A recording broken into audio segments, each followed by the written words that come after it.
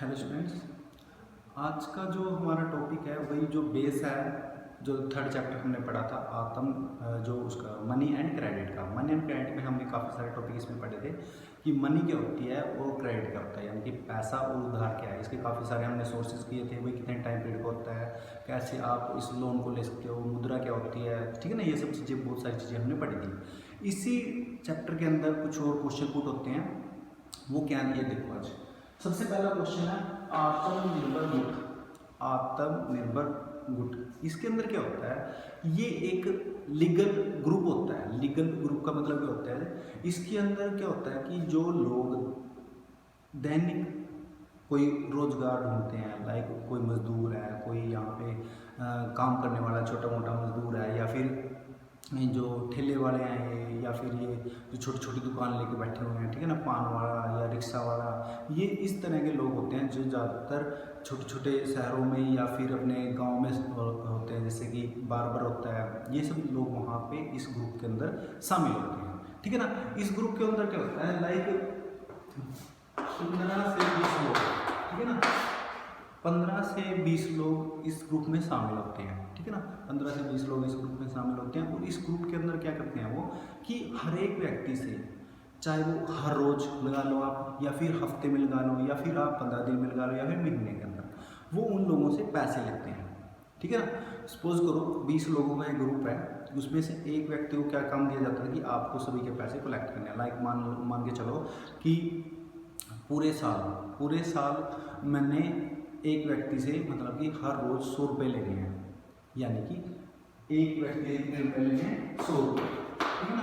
अब पूरे साल में कितने लेगा वो, मल्टीप्लाई 365, कितना यहाँ पे 36,500 रुपये हो गए, ठीक है ना। यानी कि एक व्यक्ति से कितने रुपए ले रहा है वो, 36,500। अब इस ग्रुप का फायदा क्या होता है, सपोज करो मेरे पास सीधा मेरे से कोई कह देता है कि आपके पास 36,000 है, मेरे पास नहीं है, ठीक है ना। अब वो क्या करता है, मान के चलो कोई एक बर्गर वाला है, बर्गर वाला क्या करता है, हर रोज अमूमन वो 400-500 रुपये तो कमा ही लेता होगा। अगर उसकी पॉकेट से हर रोज 100 रुपये निकल रहे हैं तो उसको ज़्यादा फर्क नहीं पड़ेगा, यानी कि वो सेविंग, जो उनकी सेविंग होती है, सेविंग में से कुछ हिस्सा वो क्या में डाल देता है, इस ग्रुप में डाल देते हैं। उसका फ़ायदा क्या होता है, अब मुझे क्या है, मुझे मान के चलो बाइक लेनी है या स्कूटी लेनी है या फिर कुछ ऐसी चीज़ लेनी है, तो मुझे 35-36 हज़ार रुपये चाहिए, तो एकदम से मैं उस ग्रुप के पास जाऊँगा, कहूँगा कि मुझे पैसे चाहिए हर महीना, मतलब कि एक महीने के अंदर एक व्यक्ति को साल में मिलेगा पैसा। अब उसको पैसे कैसे लौटाने हैं, वो 100 रुपये क्या है हर रोज़ देने पड़ेंगे, तो उसका बर्डन क्या हो जाता है, वहाँ पे ख़त्म हो जाता है, ठीक है ना। अब मैं मान के चलो मैं किसी बार्बर की दुकान में काम करता हूँ, ठीक है ना, और डेली की मतलब अर्निंग करता हूँ, मेरी अर्निंग होती है मान के चलो 300-400 रुपये हो जाती है। अगर मेरी पॉकेट से 100 रुपये अगर डेली निकल रहे हैं तो मुझे ज़्यादा फर्क नहीं पड़ेगा। मुझे एकदम से बाइक खरीदनी है तो मैं क्या करूँगा, वहाँ पे उस ग्रुप में, आत्मनिर्भर ग्रुप में क्या हो जाता हूँ, वहाँ पे शामिल हो जाता हूँ, और उसकी जो ब्याज दर होती है बहुत ज़्यादा कम होती है। इस वजह से लोग क्या करते हैं, इसको ज़्यादा प्रेफर करते हैं, ठीक है ना। तो आत्मनिर्भर ग्रुप क्या होता है, इसमें कुछ लोग मिलके क्या करते हैं, इकट्ठे होते हैं, और हर रोज़ या दैनिक लगा लो, या फिर हफ्ते में लगा लो, या महीने में लगा लो, पैसा एक व्यक्ति को दे देते हैं, और जब उनको जरूरत होती है वो एकदम से इकट्ठा पैसा साल का एक व्यक्ति से ले लेते हैं, और बाद में उनको क्या करते हैं, थोड़ा थोड़ा करके दैनिक या फिर मंथली उनको वापस लौटाना पड़ता है। उसको क्या बोला जाता है, आत्मनिर्भर ग्रुप, ठीक है ना। ये बेहतर क्यों होता है, क्योंकि इसलिए बेहतर होता है क्योंकि साहूकार लगा लो या बैंक लगा लो, इनकी ब्याज दर क्या होती है, ज़्यादा होती है। इस कारण से ये ग्रुप क्या होता है, बेटर होता है बाकी चीज़ों से, ठीक है। उसके बाद है मुद्रा के दोहरे संयोग की क्या समस्या है। मुद्रा के दोहरा संयोग, दोहरा यानी कि डबल की बात कर रहे हैं यहाँ पे। अब देखो मेरे पास, मैंने जैसे लास्ट उसमें टॉपिक में पढ़ाया था बार्टर सिस्टम के अंदर बार्टर सिस्टम ही क्या बोला जाता है, मुद्रा का दोहरा संयोग, ठीक है ना। कि क्यों आवश्यकता पड़ती है मुद्रा, देखो इसमें क्या है, मुद्रा आवश्यकता के दोहरे संयोग की क्या समस्या है, मुद्रा संयोग के यानी कि इसकी प्रॉब्लम क्या है। अब मुद्रा के दोहरे संयोग का मतलब क्या है कि यहाँ पे आप क्या करते हो, कोई एक जूते वगैरह है, जूते बनाने वाला है, दूसरा क्या है, किसान है।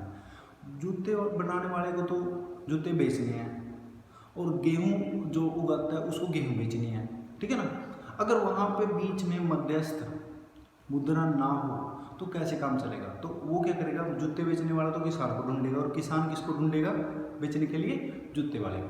ठीक है, तो आपस में क्या है, बाई चांस उनके डिस्टेंस ज़्यादा है या फिर वो नहीं मिला तो उसके तो शूज़ नहीं बिकेंगे। ठीक है, और उसकी क्या नहीं बिकेगी? गेहूँ नहीं बिकेगी। ठीक है ना, तो ये क्या होता है, मुद्रा के दो रेशियो की समस्या होती है। पहली बात तो क्या है, सर्च करने में प्रॉब्लम आती है, कहाँ पे उनको ढूंढेंगे, क्या करेंगे, तो ये मेन प्रॉब्लम आती है। दूसरी प्रॉब्लम क्या है यहाँ पे कि एग्जैक्ट प्राइस का नहीं पता होता, क्या किस रेट पे बेचे आप जूते को, किस कैसे बेचोगे आप, 2 किलो, 5 किलो, 10 किलो, 100 किलो कैसे बेचोगे आप, मतलब ये भी क्या होती है, प्रॉब्लम होती है। तो मुद्रा क्या करती है, इस समस्या को पूरी तरह से समाप्त करती है। यानी कि जो जिस व्यक्ति को गेहूँ खरीदनी है वो क्या करेगा, पैसे दे के गेहूँ खरीद लेगा, जिसको शूज़ खरीदना है तो वो क्या करेगा, पैसे दे के क्या कर लेता है, वहाँ पे शूज़ खरीद लेगा। तो वो मुद्रा के दो संयोग की समस्या क्या हो जाती है, वहाँ पे समाप्त हो जाती है। इस कारण से मुद्रा क्या होती है हमारे जीवन में, मतलब इसकी क्या होती है, आवश्यकता होती है। ठीक है, उसके बाद है मोस्ट इम्पोर्टेंट क्वेश्चन जो कई बार बोर्ड के अंदर आ भी चुका है।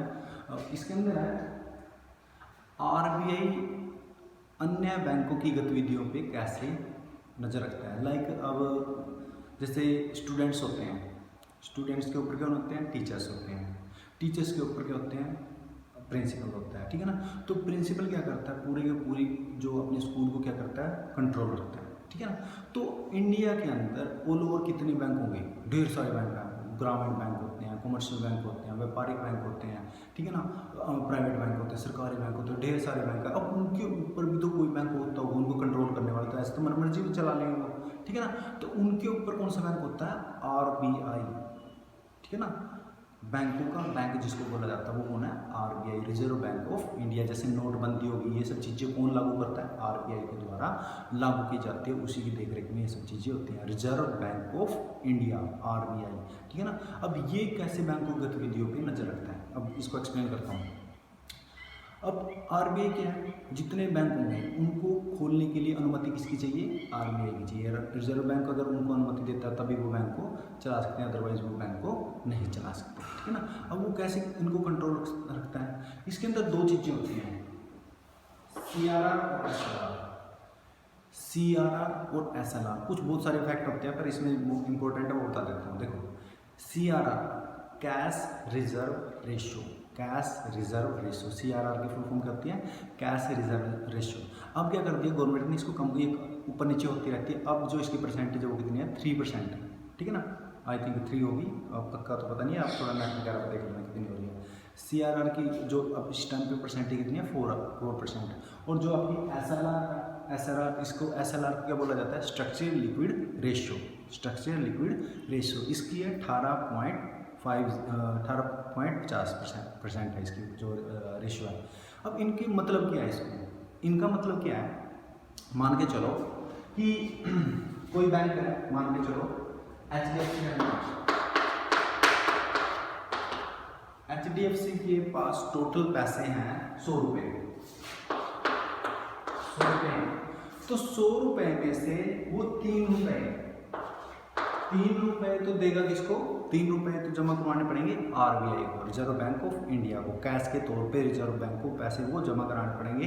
ठीक है, उसके बाद 18.50% बैंक को अपने पास रखने पड़ेंगे, उसको किसी भी हालत में वो निकलवा नहीं सकता। यानी कि दोबारा बताता हूँ, सीआरआर का मतलब होता है कैश रिजर्व रेशियो, एसएलआर का मतलब होता है स्ट्रक्चरल लिक्विड रेशियो। अब सीआरआर का मतलब, सीआरआर है अपने देश में 3%। इसका ये जो कोई बैंक है, मान के चलो एचडीएफसी बैंक है, एचडीएफसी बैंक अपनी रेशियो का यानी कि अपनी कैपिटल का टोटल का, अगर उसके पास 100 रुपये हैं, 100 रुपये में से 3 रुपये यानी कि 3% उसको क्या करना पड़ेगा, आरबीआई को देना पड़ेगा एज ए रिजर्व।